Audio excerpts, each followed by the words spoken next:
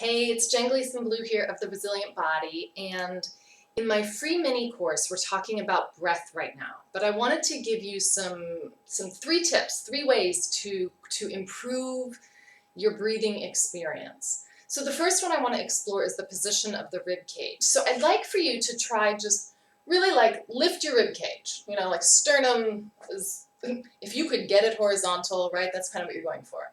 And go ahead and take a breath. And notice where the breath goes.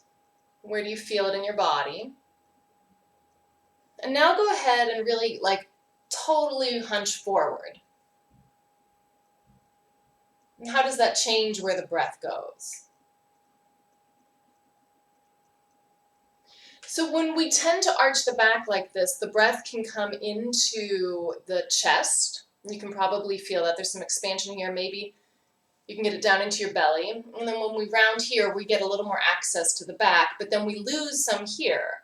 So we can see that the restrictions in the front of the chest and in the back of the body have a lot to do with our capacity for inhalation. So in terms of just basic alignment, consider not keeping your rib cage so lifted, consider not staying so hunched, but maybe just allowing a more relaxed place in between. And I want to give you two quick exercises to do too. So if you're looking to expand the capacity for inhalation, you can go ahead and do that. So you're going to come down onto the ground. The first is a chest opener. So I'm going to have you lie on your back. You can be as bolstered as you'd like.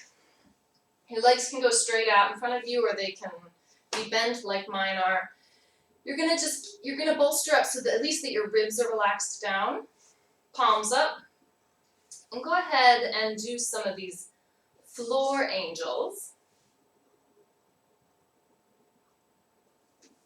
So you'll notice that as you can drag your hands, and as your hands come along, at some point you can either arch your back to keep your hands down, or you can keep your ribs down, your back where it was, and bring your arms up. So that's what I would prefer you explore for now, right? Because we want to decrease that lifting habit that shuts off the ability to breathe in the posterior rib cage, and instead open up a bit through the chest.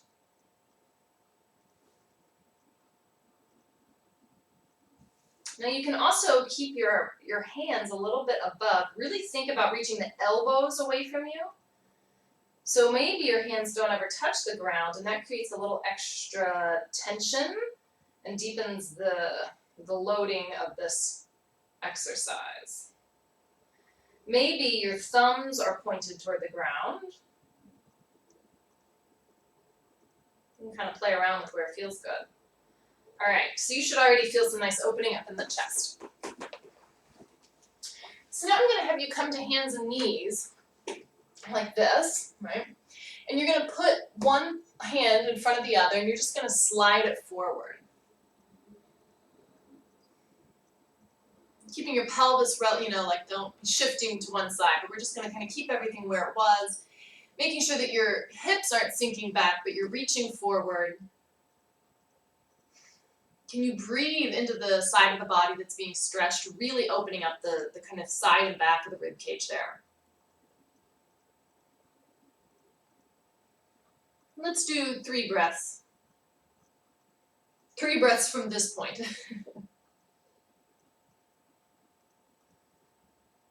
Nice, and come back up. Hands and knees. This hand here, you're going to bend that elbow, slide forward.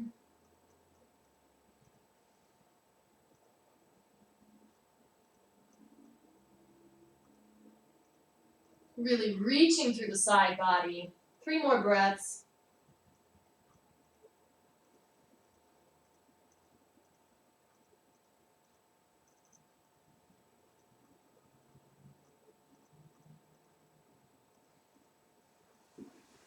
Great. So those 3 things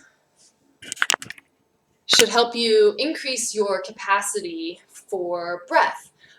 My absolute favorite way of exploring the breath and the capacity of the breath is in my free mini course. And so I would love for you to take that journey and see to kind of get into a deeper relationship with how you breathe and explore some of the bigger questions, but also learn this really fundamental way of breathing that will expand your capacity overall. So if you want to do that, that is at heartbodymethod.com/prep, PREP. So go check it out.